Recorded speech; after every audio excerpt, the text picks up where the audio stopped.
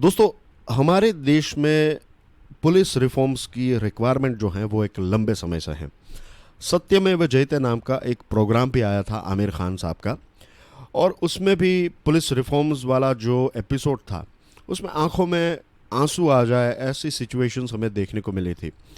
कुछ police officers जो हैं वो बड़े बड़े ऑफिसर्स के, खास करके जो कांस्टेबल्स हैं, वो आईजी डीआईजी, ये जो बड़े बड़े ऑफिसर्स हैं, उनके घर काम में उनको लगाया जाता है। उनको ये जो डॉग्स हैं उनको वॉक पर ले जाना, लेकर आना, घर के काम करना, ये सारी चीज़ें जो हैं जब यूनिफॉर्म पहनकर एक व्यक्ति करता है तो उस व्यक्ति की जो गरिमा होती है, जो देश सेवा का सपना है, वो सारी चीज़ें चकनाचूर हो जाती है। और सिर्फ उस व्यक्ति की नहीं, वो चीज़ें देखने वाले जो दूसरे स्टाफ मेंबर्स हैं उनको भी ये लग जाता है, उनको भी पता चल जाता है कि रियलिटी यही है कि हमारा शोषण हो रहा है, और ये आज भी हो रहा है। दूसरा एक मेरा ऑब्जर्वेशन है, और मैं चाहता हूं कि आप भी इस चीज़ को ऑब्जर्व कीजिएगा। मेरा ये मानना है कि जब ब्रिटिश राज हमारे देश में था तो ब्रिटिश राज का एक एटीट्यूड ये था कि जिन जगहों से उनको इनकम होती थी उन सारी चीज़ों को उन्होंने बहुत ही अच्छी तरीके से संभाला। जैसे कि कोई डिपार्टमेंट है जहाँ से उनको रेवेन्यू मिल रहा है, लेट्स से टैक्स डिपार्टमेंट, तो टैक्स डिपार्टमेंट की ऑफिसेज हाई टेक होती थी, और टैक्स डिपार्टमेंट की ऑफिसेज और उनके ऑफिसर्स को जो फैसिलिटीज़ मिलती थी, पे एंड पर्क, ये सारी चीज़ें बहुत ज़्यादा थी क्योंकि सरकार को वहाँ से पैसे मिलते थे। और वे सारी चीज़ें जहाँ पर आपको खर्च करना पड़ता है, एक्सपेंसेस हैं, तो उन सारी ऑफिसेज को आप देख लेंगे तो पता चलेगा कि वहाँ पर फैसिलिटी ना के बराबर है। आज भी ये चीज़ आपको देखने को मिली थी। आप जीएसटी की ऑफिस में चले जाइए, इनकम टैक्स की ऑफिस में चले जाइए, यू विल फाइंड बड़ी बड़ी बिल्डिंग्स हैं, वर्किंग आवर्स फिक्स हैं, ये सारी चीज़ें वहाँ पर देखने को मिलती हैं। एक्सपेंसेस की बात करें तो लेट्स से पुलिस की सेवा, राइट, तो सरकार को इससे कोई इनकम नहीं होती है, सरकार को पैसे खर्च करके पुलिस और ये सारी चीज़ों को चलानी पड़ती है। Same thing goes with the courts as well, right. Courts की बिल्डिंग आप देखेंगे तो बहुत सारी जगहों पर पुरानी पुरानी बिल्डिंग्स हैं। अभी थोड़े बहुत बदलाव आ रहे हैं, कोर्ट और जुडिशरी का इंफ्रास्ट्रक्चर जो है वो चेंज हो रहा है, लेकिन आप पुलिस डिपार्टमेंट को ही देख लीजिए। किसी भी पुलिस डिपार्टमेंट में आप जाएंगे, ना के बराबर फैसिलिटीज़ आपको वहाँ पर देखने को मिलेगी। In fact you will be shocked to know this fact as well, बहुत सारे पुलिस डिपार्टमेंट जो होते हैं या फिर पुलिस स्टेशंस जो होते हैं, वहाँ पर जो महिला ऑफिसर्स काम कर रही हैं उनके लिए अलग से कोई टॉयलेट की फैसिलिटी भी नहीं है। ये कुछ ऐसी रियलिटीज़ हैं जिनके बारे में इतनी कोई ख़ास डिस्कशन होती ही नहीं है। एक रिपोर्ट आया है, the status of policing in India report 2019। ये रिपोर्ट ये कहता है कि हमारे देश में 44% जितने पुलिस वाले जो हैं वो एक दिन में 12 घंटे से भी ज़्यादा काम करते हैं, और लगभग 50% पुलिस वाले जो हैं उनको वीकली ऑफ भी नहीं मिलता। यानी कि ये एक ऐसी ड्यूटी है जो आपको 24/7 करनी है और 365 डेज़ करनी है। मेरे बहुत सारे दोस्त जो हैं वो गुजरात पुलिस में हैं, और मुझे पता है कि वो बहुत ही बिजी रहते हैं, बहुत ज़्यादा काम का प्रेशर होता है। इसी के साथ साथ जॉब के साथ जुड़ा हुआ जो रिस्क है वो भी बहुत ज़्यादा है। हमें लगता है कि आर्मी, नेवी, एयरफोर्स जब हम ज्वाइन करते हैं तो वहाँ पर मरने के चांसेस बहुत ज़्यादा हो जाते हैं, ऐसा लोगों को लगता है ना। आई एम श्योर आपने भी ऐसा सुना ही होगा।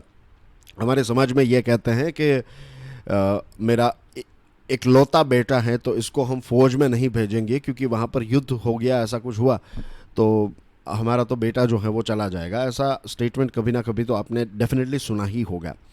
लेकिन you will be shocked to know this fact कि हमारा देश जब से आज़ाद हुआ है तब से लेकर आज तक, भले ही कितने ही युद्ध क्यों ना हो गए हों, अभी तक सबसे ज़्यादा अगर यूनिफॉर्म सर्विसेज की बात करें तो आर्मी, नेवी और एयरफोर्स से भी ज़्यादा अगर कोई डिपार्टमेंट के लोग शहीद हुए हैं तो वो पुलिस वाले हैं। एक एवरेज ऐसी निकलती है कि हमारे देश में हर रोज़ 6 पुलिस वाले, एवरी सिंगल डे 6 पुलिस वाले जो हैं वो हमारे देश में ड्यूटी की वजह से उनकी मृत्यु होती है। या तो एक्सीडेंट हो गया, या तो किसी को पकड़ने के लिए गए और गोली चला दी, ऐसा कुछ हुआ, किसी ने पुलिस वाले का मर्डर कर दिया।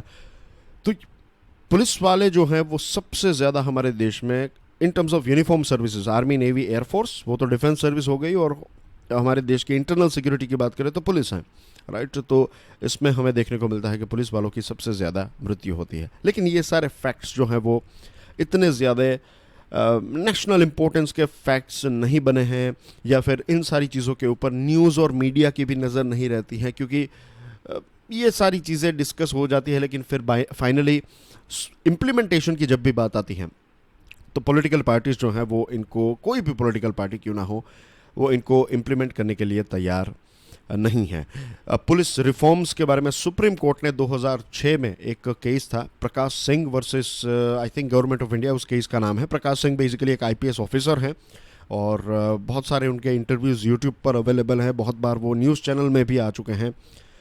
2006 में सुप्रीम कोर्ट ने ये आदेश दिया था कि 7 पुलिस रिफॉर्म्स जो हैं वो सभी राज्यों को इम्प्लीमेंट करने चाहिए। अगर आप देखेंगे तो केरला जो है उसने सबसे ज़्यादा रिफॉर्म्स इंप्लीमेंट किए, लेकिन केरला ने भी सातों के साथ जो स्टेप्स हैं वो नहीं उठाए हैं। कुछ 2-3 स्टेप्स उठाए हैं, किसी ने 1-2 स्टेप्स उठाए, तो ऐसी सिचुएशन है। ये रियलिटी है हमारे देश की पुलिस की। Meanwhile, around 5.3 lakh sanctioned posts, that is 20%, lie vacant nationally. हमारे देश में जितनी पुलिस की रिक्वायरमेंट है, 20% जॉब्स जो हैं वो आज भी वेकेंट हैं। इसका मतलब ये है कि जो लोग काम कर रहे हैं उनको उन 20% का भी काम करना है। अपनी ड्यूटीज़ तो हैं ही उतनी ज़्यादा, ऊपर से दूसरा एक्स्ट्रा काम जो है वो भी आपको करना पड़ता है। तो ये सिचुएशन है, it's a very sad situation.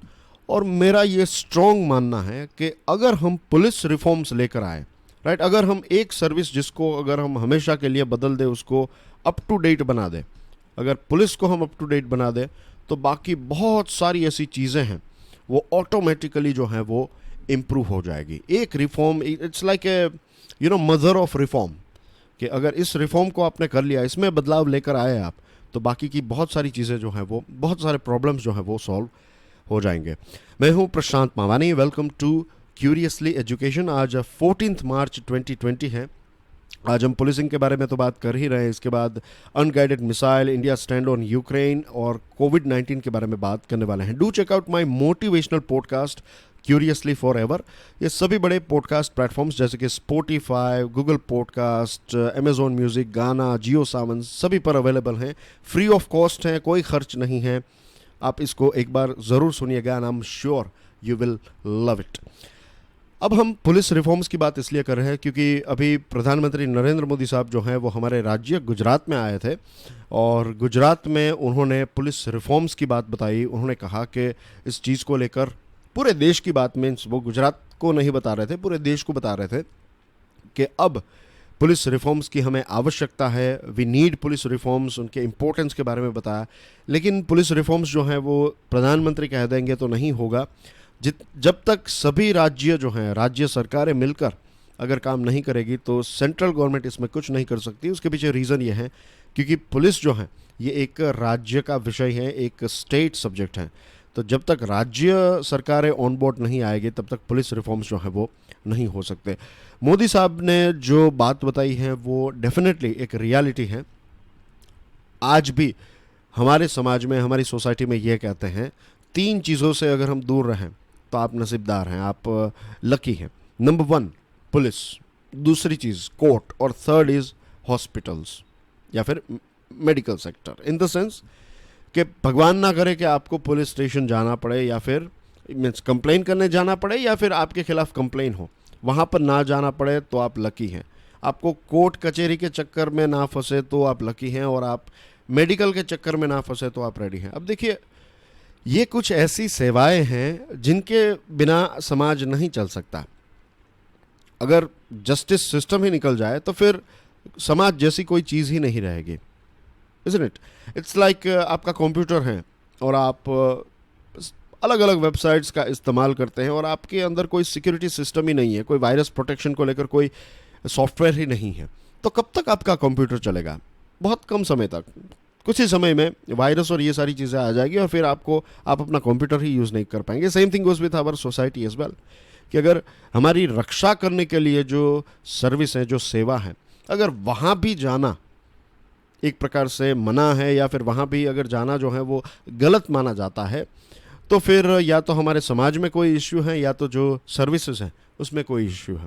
अगर देखा जाए तो दोनों में इश्यूज हैं, क्योंकि दोनों एक दूसरे के इम्पोर्टेंट पार्ट है। पुलिस भी सोसाइटी का इम्पोर्टेंट पार्ट है और सोसाइटी के डेवलपमेंट के लिए, सोसाइटी के ग्रोथ के लिए पुलिस और जुडिशरी जो है वो भी बहुत इंपॉर्टेंट है। और जब हम इकोनॉमिक्स की बात करते हैं तो हम कहते हैं कि अगर किसी देश में आपको ग्रोथ चाहिए, डेवलपमेंट चाहिए, तो ग्रोथ एंड डेवलपमेंट के लिए हम बात करते हैं कि हेल्थ बहुत ही इंपॉर्टेंट है, स्किल बहुत ही इंपॉर्टेंट है, एजुकेशन बहुत ही इंपॉर्टेंट है।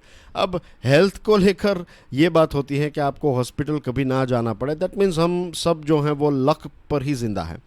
अब शरीर है, राइट, कभी भी कोई भी बीमारी आ सकती है, ऐसा एज देख कर तो बीमारी नहीं होती है, बहुत सारे फैक्टर्स होते हैं।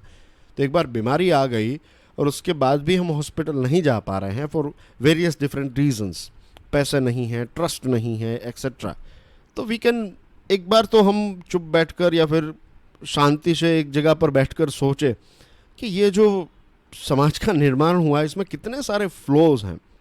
अब पुलिस वालों को एक्स्ट्रा करिकुलर एक्टिविटीज़ दी जाती है। सत्यमेव जयते नाम का जो प्रोग्राम आया था आमिर खान साहब का, अगर आपने नहीं देखा है तो उसको ज़रूर देखिएगा। उसमें बहुत सारे इंपॉर्टेंट टॉपिक्स को बहुत ही अच्छी तरीके से समझाने की कोशिश की है। उसमें पुलिस रिफॉर्म्स वाला जो एक एपिसोड था, उसकी कुछ चीज़ें अभी मैं आपसे बात कर रहा हूँ तो मुझे याद आ रही है। एक पुलिस ऑफिसर आए थे, राइट, वो बहुत ही रेप्यूटेड एजुकेशन इंस्टीट्यूशन के पास आउट थे, कुछ पीएचडी की थी उन्होंने, कैम्ब्रिज या फिर ऑक्सफोर्ड या फिर कोई दूसरे इंस्टीट्यूशन से। और वो बता रहे थे कि पुलिस स्टेशन को चलाने के लिए जो आपकी जो कार्स हैं, फिर टेलीफोन पुलिस स्टेशन का जो है तो उसका जो बिल आता है, तो इन सारी चीज़ों को, इलेक्ट्रिसिटी बिल और ये सारी चीज़ों को चलाने के लिए आपको करप्शन करना पड़ता है। वो प्रोग्राम में वो बोले हैं, आप देख लीजिएगा उस प्रोग्राम को। फिर ऐसी भी चीज़ दिखाई थी और ये भी रियलिटी है कि जो कांस्टेबल्स हैं उनकी सिचुएशन सबसे ज़्यादा ख़राब है, सबसे ज़्यादा ख़राब। अगर आप एक आईपीएस ऑफिसर बन जाते हैं तो जैसे ही आपकी पोस्टिंग होगी आपको एक बड़ा सा बंगला मिल जाएगा, नौकर चाकर मिल जाएंगे आपको, राइट। आपको जाना है, जॉब करनी है, जॉब में भी ऐसा है कि आपको पिकअप करने के लिए, ड्रॉप करने के लिए एक सरकारी गाड़ी आएगी, right, with that red and blue light. तो ये सारी चीज़ें आपको मिलेगी। आपको दरवाज़ा भी नहीं खोलना है, दरवाज़ा खोलने के लिए भी लोग हैं कि आप, कार खड़ी रहेगी तो कोई आकर आपका दरवाज़ा खोलेगा, सलाम करेगा, and then you step out of your car. तो इतनी सारी फैसिलिटीज़ हैं। कांस्टेबल्स की जब भी जहाँ पर पोस्टिंग होती है, आप देखिएगा ग्रास रूट रियलिटी को, उनको क्वार्टर्स जो दिए जाते हैं, जो उनके जॉब का पार्ट है, एक तो आप उनको ना के बराबर सैलरी देते हैं, जान का ख़तरा है, काफ़ी सारे रिस्क उठाने हैं, 24/7 ड्यूटी है। कभी भी कोई भी आपका जो सुपीरियर ऑफिसर हैं आपके, let's say police sub inspector या फिर पुलिस इंस्पेक्टर, जब चाहे आपको बुला सकते हैं। अगर आपकी ट्यूनिंग उनके साथ अच्छी है, अगर मित्रता अच्छी है या फिर अच्छे रिलेशन आपने मेंटेन किए हैं, तो हो सकता है कि आप कह दें उनको कि आज ये है वो है, और वो अगर अच्छे हैं तो फिर आप अपनी जो पर्सनल ड्यूटी है वो कर पाएंगे।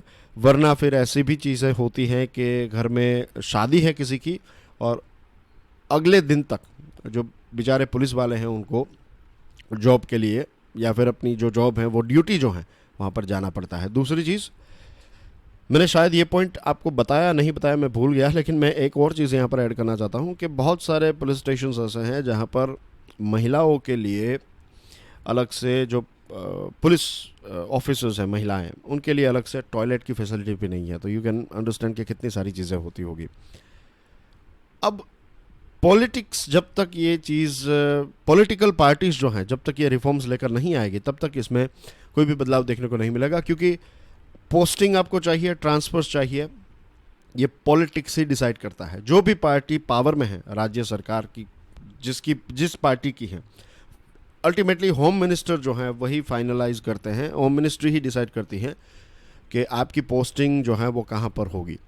अगर आपको परेशान करना है, आप लेट्स से सरकार के खिलाफ जा रहे हैं या फिर उस पॉलिटिकल पार्टी के खिलाफ जा रहे हैं, तो आपको ऐसी जगहों पर भी पोस्ट किया जा सकता है जो आपकी कैपेसिटी है, आपकी एबिलिटीज़ हैं, वो सारी चीज़ें एक साइड रह जाएगी, राइट। उनको जो लगेगा वहाँ पर ही आपकी पोस्टिंग होगी। मैं आज बहुत सारे कड़वे सत्य जो हैं वो आपके सामने रख रहा हूँ। और एक बदलाव भी देखने को मिला है।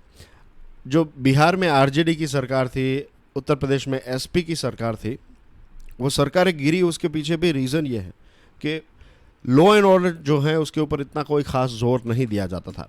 अब लोगों को व्यापार करना है, लोगों को बिजनेस करना है, लोगों के अपने खुद के एस्पिरेशन हैं, और अगर गुंडागर्दी है हर जगह पर, आप बिजनेस नहीं कर सकते, तो लोग तो चाहेंगे कि स्ट्रांग पुलिस आए।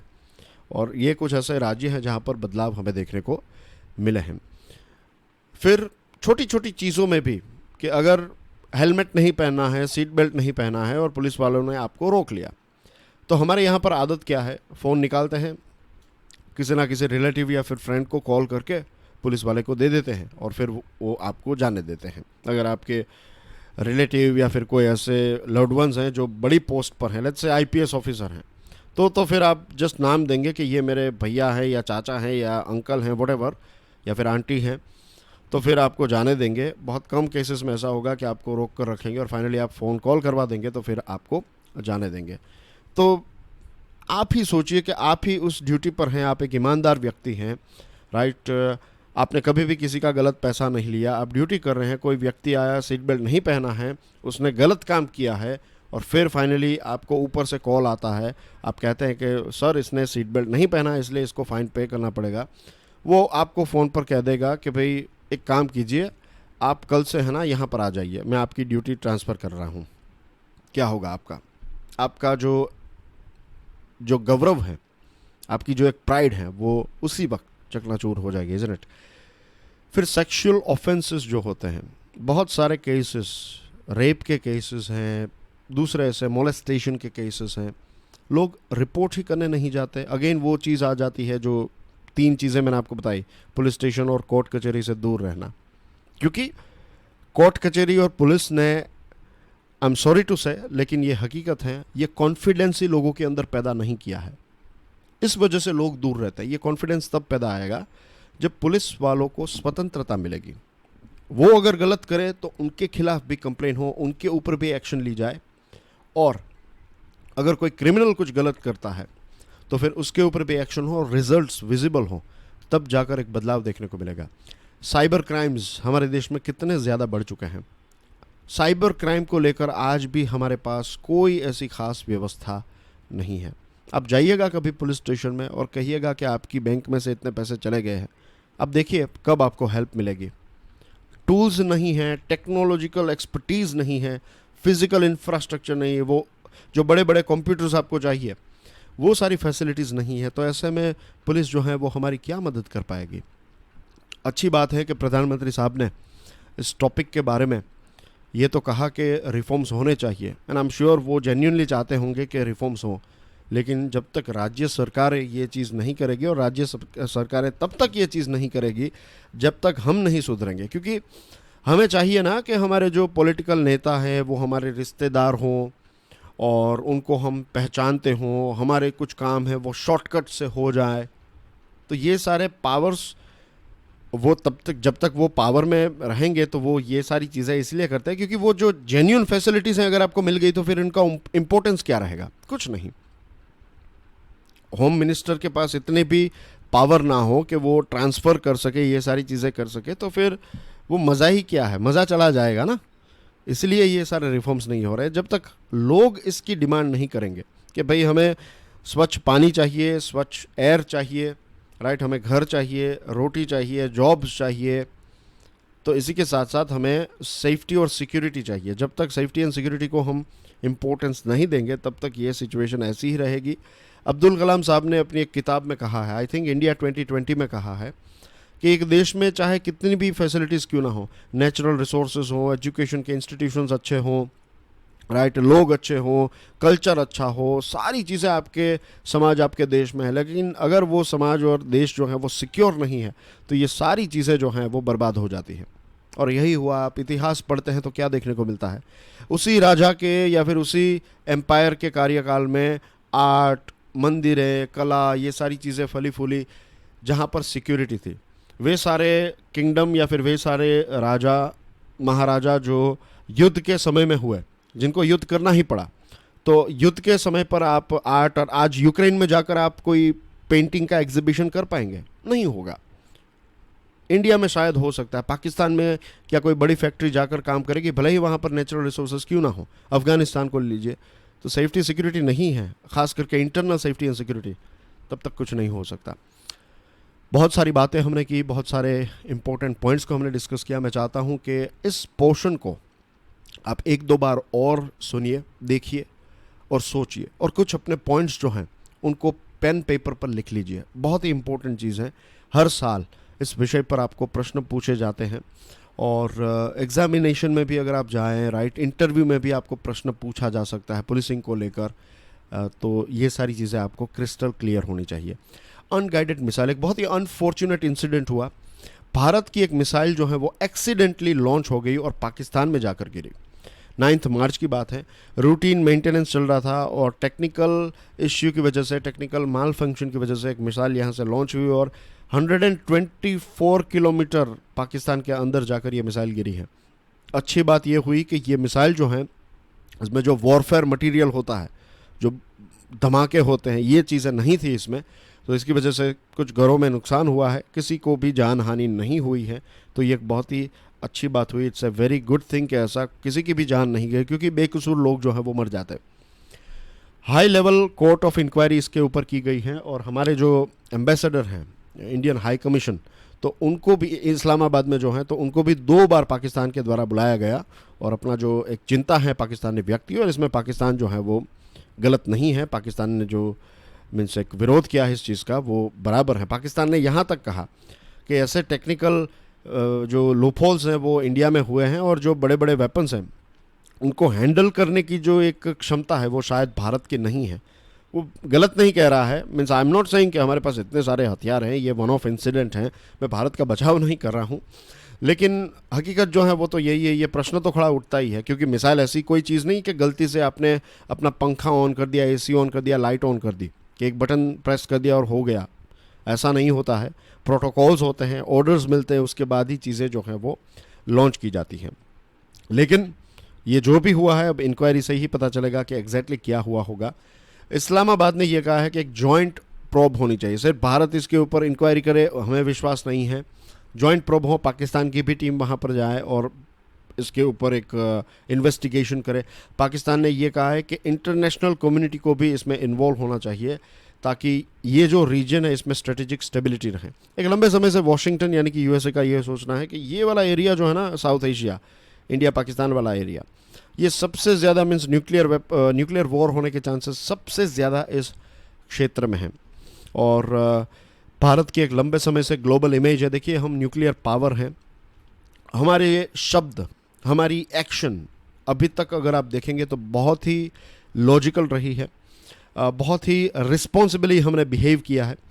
लेकिन इस प्रकार के इंसिडेंट्स जो हैं वो हमारी छवि ख़राब करते हैं। कहते हैं कि ये जो मिसाइल लॉन्च की है, अभी भारत ने ऑफिशियली नहीं माना है, लेकिन कहते हैं कि BrahMos missile, supersonic cruise missile जो है वो लॉन्च हुई है। एयरफोर्स से गलती से ये लॉन्च हो चुकी है, और हमारी तीनों सर्विसेज के पास ब्रह्मोस हैं, राइट, आर्मी, नेवी और एयरफोर्स तीनों के पास ब्रह्मोस हैं। ये एक फैक्ट है जो आपको पता होना चाहिए।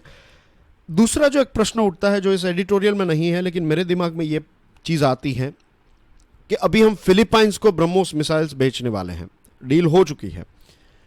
तो क्या ब्रह्मोस में ऐसा कोई माल फंक्शन है? क्या कोई ऐसी चीज़ें? Means this is a big question. अभी डिफेंस में भारत एक्सपोर्टर बनना चाहता है, लेकिन अगर हमारे ही देश में हम अपने वेपन्स को हैंडल नहीं कर पा रहे हैं तो प्रश्न तो खड़े होंगे ही। फिर एक ग्रुप है जिसका नाम है मिसाइल टेक्नोलॉजी कंट्रोल रजीम। 2016 में भारत इसका पार्ट बन गया, और भारत का स्टेटस मीन्स भारत को माना जाता है कि रिलायबल डिफेंस पार्टनर है भारत, चीज़ों को काफ़ी अच्छी तरीके से हैंडल करता है। लेकिन जैसे मैंने बताया, ऐसे इंसिडेंट्स जो हैं वो हमारी छवि ख़राब करते हैं। फरवरी 2019 की बात है। बहुत कम लोगों को इस इंसिडेंट के बारे में पता होगा या फिर याद आएगा। जब बालाकोट एयर स्ट्राइक हुई ना, उसके एक दिन बाद ऐसा हुआ कि हमारा एक MI-17V5 जो है प्लेन क्रैश हो गया बडगांव में। और फिर पता चला कि ये जो टेक ऑफ श्रीनगर से ये टेक ऑफ हुआ था, इसमें जो हमारे पायलट थे उनकी भी मृत्यु हो गई। और पता है ऐसा क्यों हुआ? इंक्वायरी से ये पता चला कि इजराइल की जो हमारे पास Spyder surface to air missile है, इसने हमारे ही प्लेन को गिरा दिया। तो किसी ना किसी ने तो यहाँ पर गलती की। तो ये जो गलती हुई है अभी, इस गलती को हमें ढूंढना पड़ेगा। जो प्रोटोकॉल्स में अगर कोई इश्यूज़ हैं तो इनको सॉर्ट आउट करना पड़ेगा। ऐसे इंसिडेंट्स जो हैं वो हमारे लिए बिल्कुल ही अच्छे नहीं हैं। India's stand on Ukraine. वैसे इंडिया के बारे में, यूक्रेन के बारे में, रशिया के बारे में बहुत सारी बातें हमने ऑलरेडी कर ली हैं। तो वो सारी चीज़ें मैं रिपीट नहीं करूँगा यहाँ पर। मैंने कुछ इन चीज़ों को लेकर लेक्चर्स भी बनाए हैं जो चैनल पर अवेलेबल हैं, आप इनको एक बार ज़रूर देखिएगा, क्योंकि कुछ ऐसी चीज़ें हैं जो कुछ एंटरटेनिंग वीडियोस में आपको देखने को नहीं मिलेगी, राइट। जैसे न्यूज़ चैनल्स के कुछ वीडियोस हैं तो वो आपको कुछ और चीज़ें दिखाते हैं, आपको एग्जामिनेशन के पॉइंट ऑफ व्यू से चीज़ों को समझना है तो देखिएगा उन वीडियोस को, आपको खुद पता चल जाएगा। अब भारत ने क्या स्टैंड लिया है, भारत देखिए दुनिया का one of the biggest country है, one of the biggest democracy है, और भारत ने कहा कि बातचीत के माध्यम से प्रॉब्लम को आप सॉल्व कीजिए। भारत ने यूनाइटेड नेशंस में ऐसा नहीं कहा है कि जो वायोलेशन हुआ है ह्यूमन राइट्स का या फिर यूक्रेन की सॉवरेनिटी का, तो इसका हमने विरोध नहीं किया है। और इसके पीछे जो रीज़न बताया जाता है वो यही है कि एक नेशनल इंटरेस्ट जो है, हमारे देश का जो राष्ट्र हित है, उसको सबसे ज़्यादा इम्पोर्टेंस दिया जाता है। और ये सिर्फ हम नहीं, दुनिया के सभी देश जो हैं, डिप्लोमेसी ऐसे ही काम करती हैं, अनफॉर्चुनेटली ऐसे ही काम करती हैं। सही गलत जो हैं, हमारे डे टू डे जीवन में हम क्या करते हैं, डे टू डे जीवन में आपको इंटेलिजेंस की ज़रूरत नहीं होती है, सेंसिबिलिटी की ज़रूरत होती है कि आप कितने सेंसिबल हैं, क्या सही है और क्या गलत है। इतना आपको पता चल जाए, that is more than enough to live a very good life. अब डिप्लोमेसी की जब भी बात आती है तो ये सही गलत जो है ना, उसको लास्ट बेंच पर भेजा जाता है। देश का हित क्या है उसको आगे बिठाइए, फिर भले ही इस देश के हित की वजह से हमारे जो भी प्रिंसिपल हैं, हमारे जो उसूल हैं, उनका भी उल्लंघन हो रहा है तो हो जाए, लेकिन देश राष्ट्र का हित जो है उसको ही हमेशा एक टॉप पोजीशन दी जाती है। अब प्रश्न ये भी उठता है कि क्या ये डिप्लोमेसी का फ्लो है, क्या इसमें कोई बदलाव नहीं होने चाहिए। देखिए, बार बार जब भी पाकिस्तान की बात आती है, इंडिया की बात आती है, कश्मीर की बात आती है, तो सोवियत यूनियन ने हमें हर बार मदद की है यूनाइटेड नेशन सिक्योरिटी काउंसिल में, और सोवियत यूनियन फिर रशिया बन गया। फिर डिफेंस इक्विपमेंट की बात करें तो बहुत बड़ा सप्लायर हैं, आज भी स्पेयर पार्ट से लेकर बहुत सारे एयरक्राफ्ट और बहुत सारी चीज़ें हम रशिया की यूज़ करते हैं, मुफ्त में नहीं करते हैं, पैसे देते हैं और ख़रीदते हैं। अब अगर इंडिया का कहना यह है कि अगर हम रशिया का विरोध करें तो इन सारी चीज़ों के ऊपर इम्पैक्ट हो सकता है, और ये भी एनालिसिस में आया था, मैंने भी कहा था कि रशिया के साथ रिलेशनशिप टूट नहीं जाएंगे, लेकिन रशिया चाइना और पाकिस्तान के और नज़दीक जाता जाएगा, और फिर रशिया जो है वो पाकिस्तान को हथियार और ये सारी चीज़ें बेचने लगेगा, तो भारत के लिए कुछ और प्रॉब्लम्स जो है वो खड़े हो सकते हैं। ये भी एक रियलिटी है। अब बात आती है एक बहुत ही इंटरेस्टिंग पॉइंट की, इंटरेस्ट और प्रिंसिपल, आपके राष्ट्र का हित और आपके उसूल, इन दोनों के बीच में जब इश्यू हो तो क्या करना चाहिए, एक बहुत बड़ा प्रश्न है जिसके बारे में हम सभी को विचार विमर्श करना चाहिए, डिप्लोमेसी को भी विचार विमर्श करना चाहिए, क्योंकि हित जो हैं आपके इंटरेस्ट जो हैं वो चेंज होते रहते हैं। आज आपको कार चाहिए, कल आपको एयर कंडीशन चाहिए, तो चीज़ें चेंज होती रहेगी, आपका इंटरेस्ट क्या है वो चेंज है, लेकिन आपके जो उसूल हैं वो हमेशा स्टैटिक होते हैं, या फिर एक लंबे समय से स्टैटिक होता है कि आपको कार चाहिए, आप चोरी करके कार नहीं लेंगे, आप मेहनत करेंगे, पैसे कमाएंगे, पैसे देकर कार खरीदेंगे। आपको एयर कंडीशन चाहिए, गर्मी हो रही है तो एसी ऑन कर सकते हैं आप, लेकिन फिर इलेक्ट्रिसिटी की चोरी नहीं करेंगे। तो ये आपके कुछ उसूल हो गए। तो आपके राइट इंटरेस्ट और राइट प्रिंसिपल, इन दोनों का एक फाइन सिंक्रोनाइजेशन होना चाहिए। फिर हित के लिए हम हमारे प्रिंसिपल्स को तोड़ दें तो ये चीज़ लंबे समय की बात करें, एक लॉन्ग टर्म की बात करें तो ये गलत होता है। अब यूक्रेन पर जो हो रहा है, भगवान ना करे लेकिन ये हमारे साथ भी हो सकता है। चाइना जो हमारे साथ कर रहा है, देखिए अक्साई चीन वाला पोर्शन चाइना के पास है, हमारे अरुणाचल प्रदेश को भी हड़पना चाहता है, राइट। तो एक तरह से देखा जाए जैसे क्रीमिया वाला पोर्शन रशिया ने अपने पास ले लिया है 2014 से, वैसे ही एक लंबे समय से हमारा एक पोर्शन जो है वो चाइना के पास है। Same thing goes with POK as well. तो हमारी टेरिटोरियल मीन्स कल सुबह चाइना जो है वो हमारे ऊपर भी एग्रेशन स्टार्ट कर दे, इस प्रकार की चीज़, तो फिर उस टाइम पर हम क्या एक्सपेक्ट करेंगे? हम यही करेंगे ना कि हम यही चाहेंगे कि हमारे साथ गलत हो रहा है तो ये सारे देश जो हैं वो मिलकर चाइना का विरोध करें। तो इस पॉइंट ऑफ व्यू से भी हमें सोचना चाहिए। 1956 में जब हंगेरी पर सोवियत यूनियन ने इस प्रकार की चढ़ाई की तो भारत उस टाइम पर जवाहरलाल नेहरू साहब ने इसका विरोध नहीं किया था, हमने उस टाइम पर भी न्यूट्रलिटी ही मेंटेन की थी। और इसके पीछे रीज़न ये था कि USSR जो है वो बार बार हमें सिक्योरिटी काउंसिल में मदद करता था। अब रही बात हथियारों की, तो देखिए हमने स्वीडन से भी गन्स खरीदी हैं, बड़े बड़े जहाज़ हमने यूके से खरीदे हैं, एयरक्राफ्ट हम फ्रांस से खरीद रहे हैं। तो ऐसा नहीं है कि सिर्फ रशिया ही एक ऐसा देश है जिनसे हमें सारे डिफेंस इक्विपमेंट मिलेंगे। Russia is important country, no doubt about it. लेकिन इस इंसिडेंट से हमें यह भी पता चलना चाहिए कि आत्मनिर्भरता जो है डिफेंस में, that is the most important thing. जब तक हम दूसरे देशों पर निर्भर रहेंगे तब तक इस प्रकार के इश्यूज होते रहेंगे। एक और चीज़, वासुदैव कुटुंबकम की हम बात करते हैं कि पूरी दुनिया जो है वो एक परिवार है। तो अगर यूक्रेन भी हमारा परिवार है, रशिया भी अगर हमारा परिवार है, तो इन दोनों में से जो भी कोई गलत कर रहा है तो उसको डांटना जो है वो भी परिवार के सदस्य की एक रिस्पॉन्सिबिलिटी बनती है। एक तरफ हम वासुदैव कुटुंबकम की बात करते हैं और दूसरी तरफ जो हो रहा है उसको चुपचाप बैठकर देख रहे हैं, तो ऐसा नहीं चल सकता। फिर पंचशील के जो प्रिंसिपल्स हैं उनको आज भी हमारी डिप्लोमेसी फॉलो करती है। 5 इसके उसूल हैं, उसमें एक ऐसा है कि कोई भी इश्यू जो है उसको आप शांति से सॉल्व करेंगे। दूसरी चीज़ ये है कि आप किसी की टेरिटोरियल इंटीग्रिटी जो है वो वायोलेट नहीं करेंगे। तो यहाँ पर ये दोनों चीज़ें हो रही हैं, लेकिन हम यहाँ पर कोई स्टैंड नहीं ले रहे। दूसरी चीज़, मोदी साहब जो हैं उनकी रेजिम कहती है कि विश्व गुरु, भारत जो है वो विश्व गुरु, एक वर्ल्ड टीचर। अब एक टीचर जो होता है उनको कौन से टीचर को आप रिस्पेक्ट देंगे? जो टीचर आपको चीज़ें जो हैं वो स्वीट नहीं लेकिन शुगर कोटेड चीज़ें नहीं, लेकिन आपको कड़वा सत्य भी अगर वो बता रहे हैं कि ये चीज़ गलत है, अगर ऐसी चीज़ें टीचर्स हमें कहते हैं तब हमारा रिस्पेक्ट बढ़ता है कि भले ही टीचर ने हमें ज़्यादा होमवर्क दे दिया, पनिशमेंट दे दिया, जो भी है, लेकिन वो हमारे हित के लिए कर रहे थे। तो आज अगर हम अपने आप को विश्वगुरु कह रहे हैं या फिर बनना चाहते हैं तो वो कड़वा सत्य बोलने की भी हिम्मत जो है वो हमारे अंदर होनी चाहिए। Same thing goes with Hitler ने जब 1939 में पोलैंड पर जो किया था वही चीज़ शायद हमें देखने को मिल रही है। आई एम नॉट सेइंग कि रशिया पूरी तरह से गलत है। देखिए, रशिया के भी कुछ स्ट्रेटेजिक इंटरेस्ट हैं, रशिया को भी नेटो का खतरा है। आई एम नॉट सेइंग कि पुतिन ने जो किया वो 100% गलत है। उनके पॉइंट ऑफ व्यू से देखें तो उन्होंने जो किया वो मीन्स सही है उनके देश के लिए। उनका तो यही मानना होगा कि सही है, इसीलिए वो इतना खर्च उठाकर, इतने सैंक्शंस को सहकर भी युद्ध वहाँ पर कर रहे हैं। और ऐसा भी नहीं है कि यूक्रेन जो देश है, मैं लोगों की बात नहीं कर रहा हूँ, पे अटेंशन, मैं ऐसा नहीं कह रहा हूँ कि यूक्रेन के लोग गलत हैं या फिर रशिया के लोग सही है। I am talking about politics and government. तो यूक्रेन की सरकार ने भी कुछ गलतियाँ की हैं, यूएसए ने भी कुछ गलतियाँ की हैं यहाँ पर, लेकिन अब ये चीज़ें हो रही हैं तो हमें स्ट्रांगली इसको कंडेम करना चाहिए। हमारे शब्द जो हैं वो थोड़े सॉफ्ट हैं, टू बी ऑनेस्ट, राइट, कि डिप्लोमेसी के माध्यम से बातचीत की, means this are the right way, means ये सही, अच्छी सलाह है, अच्छी सही बात है, लेकिन स्ट्रांगली कंडेम भी करना चाहिए हमें कि किसी भी प्रकार का युद्ध जो है वो एक्सेप्टेबल नहीं है। देखते हैं आगे इसमें क्या होता है। गॉन इज इट, ये क्वेश्चन है, पायोनियर का एक आर्टिकल है, ये कोरोना वायरस के बारे में है। क्या कोरोना वायरस खत्म हो चुका है हमारे देश में? कैपिटल की बात करें दिल्ली की तो कुछ 400 जितने केसेस देखने को मिले और डेथ एक भी नहीं है।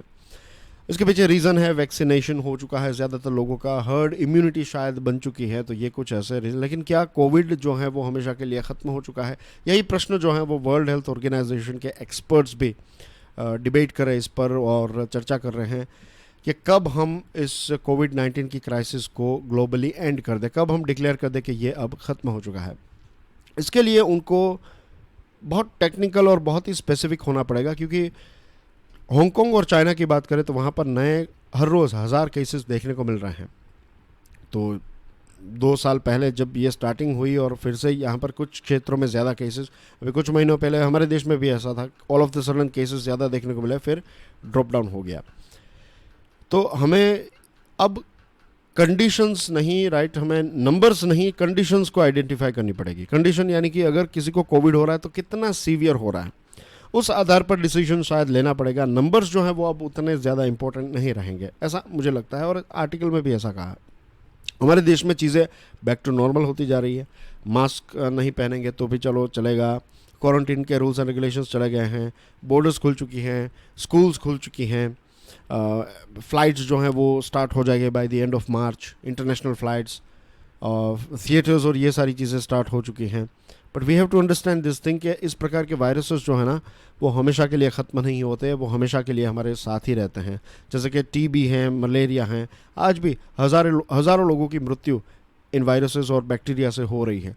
Same thing will happen with covid as well. नए वेरिएंट्स का भी खतरा रहेगा। तो अब हमें कोविड के साथ जीना जो है वो सीखना ही पड़ेगा, इसके अलावा कोई हमारे पास ऑप्शन भी नहीं है। And that's everything in today's discussion dear friends.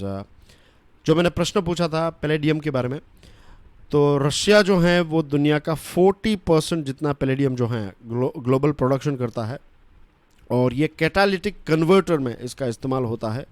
और पैलेडियम की प्राइस बहुत ज़्यादा बढ़ चुकी है बिकॉज ऑफ दिस वॉर। 3440 पर आउंस इसकी प्राइस हो चुकी है, पर आउंस, ये पर किलो नहीं है, पर आउंस है। तो it's very very expensive metal.